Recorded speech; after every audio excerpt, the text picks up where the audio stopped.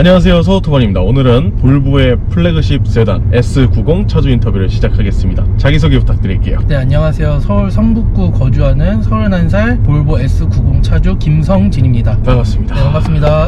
오늘은 또 어떻게 S90으로 오셨나요? 사실 이 차량은 제 차량은 아니고 부모님 차량인데요. 제가 이 차량을 구매하는 과정에 조언을 드리기도 했고 제가 운전기사 노릇을 많이 해서 이 차량에 대한 정보를 드리기 위해 출연하게 됐습니다. 너무 감사합니다.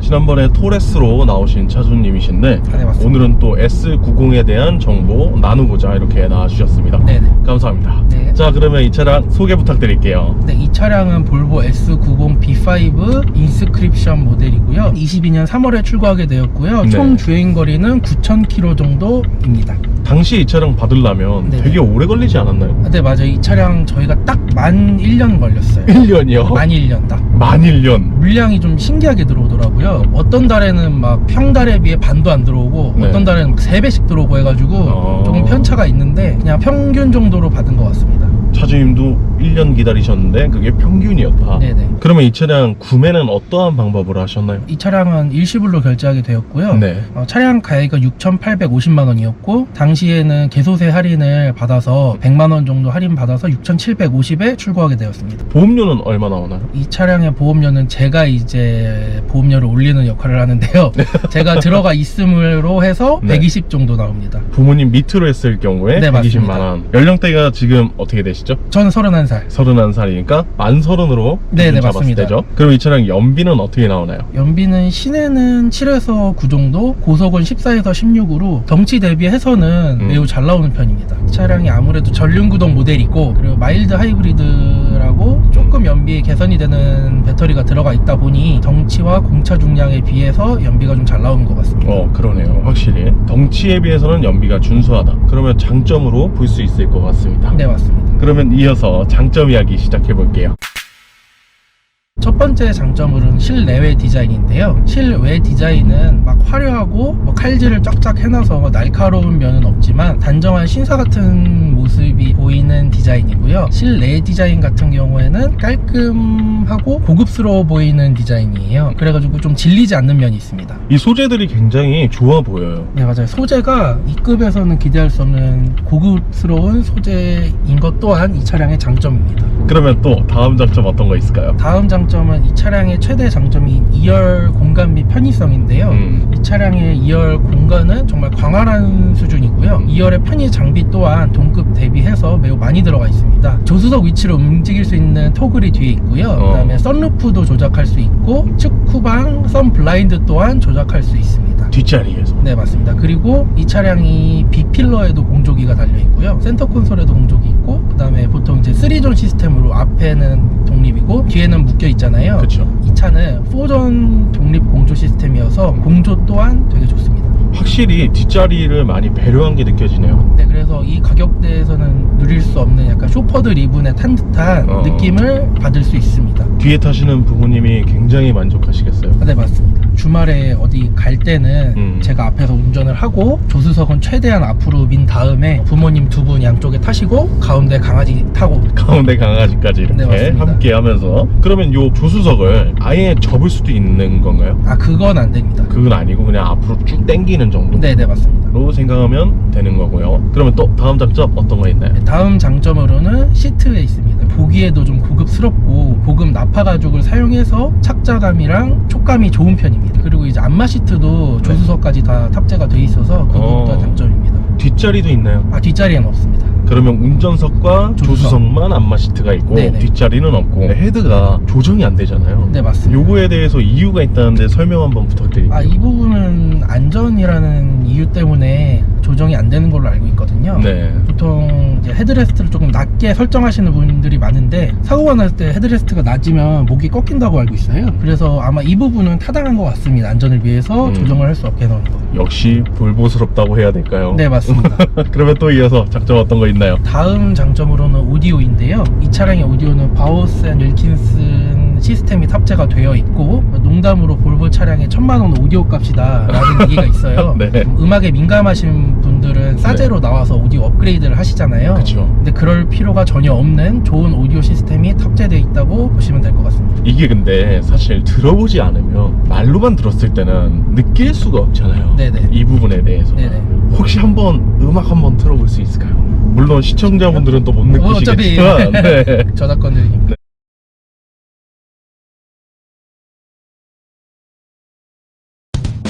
볼보에서도 다 다르더라고요, 세팅이. 좀 XC90도 오디오 뭐 개수나 뭐 와트시 이런 거 다 똑같은데 걔는 좀 공간이 넓잖아요. 위로 그쵸. 많아서. 네. 걔는 좀 공간감이 더 많은 세팅이고 얘는 좀 쪼여진 듯한.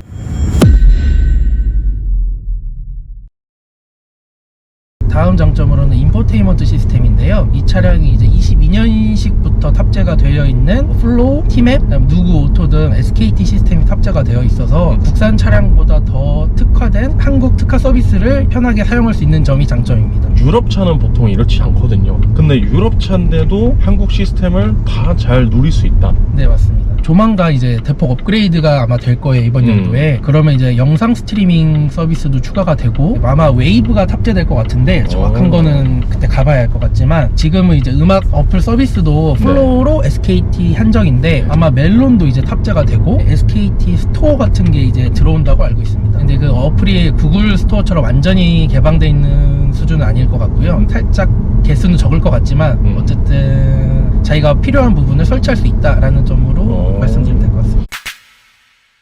네, 첫 번째 단점으로는 부족한 수납 공간입니다. 이 차량이 이제 1열과 2열에 컵홀더 4개를 제외하고는 딱히 수납할 수 있는 공간이 많지 않아요. 앞에 이 손잡이 부분도 뚫려 있잖아요. 뒤에는 막혀 있는데 네. 앞에는 뚫려 있고 도어 포켓 부분도 되게 얕아요. 스타벅스 컵 같은 거를 세워놓기에는 어렵다. 그냥 딱 그런 거네요. 물티슈 넣는요. 네, 맞습니다. 네. 이 물티슈, 티슈, 뭐 부채 정도? 2열 같은 경우에도 보통 이제 후면 유리 아랫부분에 네네. 보통 담요나 뭐 이런 걸 좀 놓잖아요. 아, 그쵸. 전동 블라인드가 있다 보니까 그 네. 부분을 쓸 수가 없고, 근데 암레스트 부분도 되게 큰데 얕아가지고 컵홀더 외에는 딱히 뭘 넣을 수 있는 공간이 없고, 그리고 특히 이 차가 트렁크가 좀 좁은 편이에요. 통풍 시트가 추가됨으로써 조금 트렁크 공간을 잡아먹었고요. 그리고 보통 이제 트렁크 공간 아래에 스페어 타이어 있는 부분에 이제 러기지를 만들어서 뭐 세차 용품이든 우산이든 이런 거를 수납할 수 있게 해주잖아요. 그렇죠. 근데 이 차량은 그게 없고 그 부분에 이제 48V 배터리가 들어가 있어서 그 부분을 또 쓸 수도 없어요. 그리고 이 차량은 공식적으로 리클라이닝을 지원하지 않고 있고요. 트렁크 용량도 아마 400리터 중반대로 동급 대비해서 작은 편입니다. 이 차량은 그냥 2열 공간에 모든 거를 집중했다고 보시면 될 것 같습니다.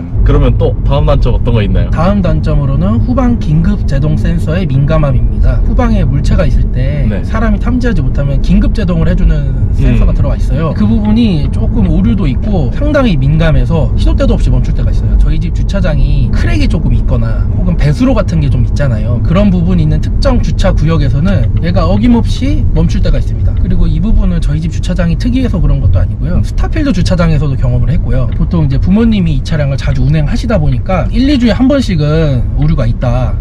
그래서 그 울컥거림이 정말 박은 것 같은 느낌을 줘요. 성능이 좋은 건 알겠는데 깜짝깜짝 놀라게 되고요. 그리고 이 부분을 이제 끌 수는 있는데 디폴트 상태가 항상 ON이에요. 맨날 들어가서 꺼줘야 되는 단점도 있습니다. 이게 또 너무 예민한 게 단점으로 다가오네요. 네, 맞습니다. 오류가 좀 있는 편이고 그 오류를 많이 경험하다 보니까 맨 처음엔 되게 놀랐거든요.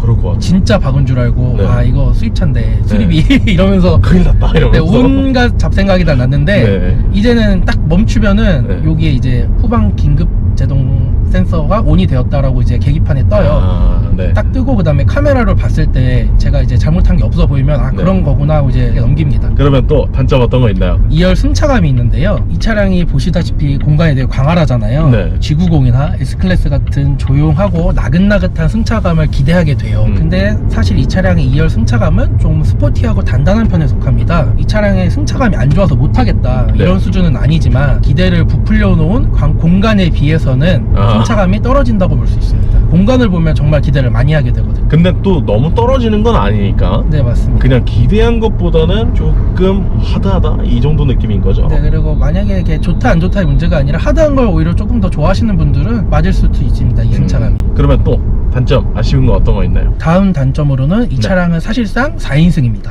이 차량이 2열 공간이 되게 크지만 네. 이제 볼보는 샤시 하나를 만들어서 4륜구동이나 플러그인 하이브리드에도 대응을 하고 있거든요. 네. 그래서 이 차량은 전륜구동인데도 불구하고 센터 터널이 상당히 높습니다. 그래가지고 가운데 자리에는 상시 사람이 못 앉는다고 보시면 될 것 같습니다. 그러면 또 다음 단점 어떤 거 있나요? 다음 단점으로는 메이드 인 차이나입니다. 볼보는 사실 네. 스웨덴 태생 브랜드로 중국 지리자동차한테 매각이 되어서 중국 브랜드가 됐잖아요. 네. 그리고 S90은 전량 중국 생산이거든요. 그래서 만약에 중국 생산분이 치가 떨리신다 이런 분들은 이 차량은 건너뛰시는 게 맞는 것 같습니다.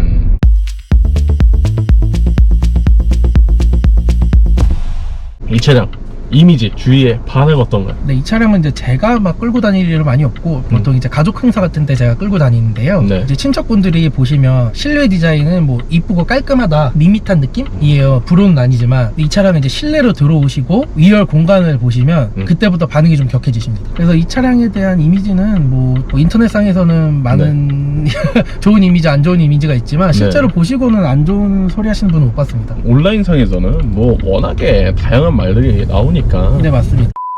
다른 차량을 비교해 보셨던 건 없나요? 이 차량을 구매할 때 네. 당시 제네시스 G80, 그다음에 렉서스 ES300H, BMW 530E 모델을 봤었는데요. 그 차량들 같은 경우에는 다 패밀리 세단에 속하는 차량들이지만 1열에는 부모님이 편하게 운전을 하시고 2열에는 자식들이 편하게 앉아가라 라는 느낌이 강했던 패밀리 세단인 반면에 이 차량은 이제 1열에 자식이 운전을 하고 2열에 부모님을 편하게 모시고 가라 라는 느낌이 더 강했던 패밀리 세단이라 이 차량을 고려하게 되었고요. 그 다음에 실내 소재의 고급감은 다 타 차량에 비해 압도적이었기 때문에 선택을 했습니다. 알겠습니다. 이 차량을 이런 분들께 추천하고 이런 분들께 추천하지 않습니다. 네, 이 차량은 뒷좌석의 활용도가 높으신 패밀리 세단을 찾으신 분들에게는 추천드리고요. 날카로운 주행성을 가진 차를 원하신다 하면 오히려 볼보의 S60이나 다른 차량의 브랜드를 보시는 게 더 좋은 선택지고요. 막 스포티한 성향은 아니다 보니까 날카로운 주행성을 원하시는 분들에게는 실망점이 될 수 있습니다. 그리고 짐을 좀 많이 실으시는 분들에게도 추천하지 않습니다. 알겠습니다. 마지막으로 특별히 하실 말씀 있나요?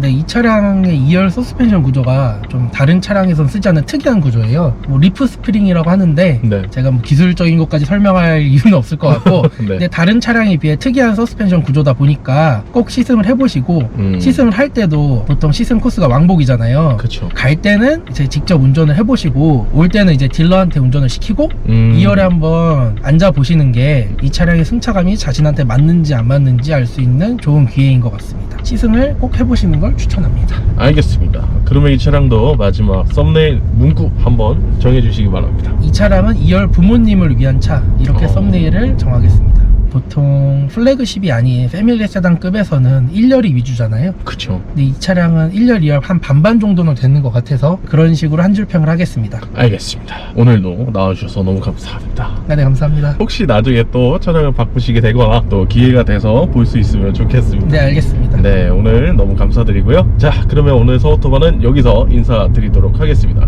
지금까지 서우토반이었습니다. 감사합니다. 감사합니다.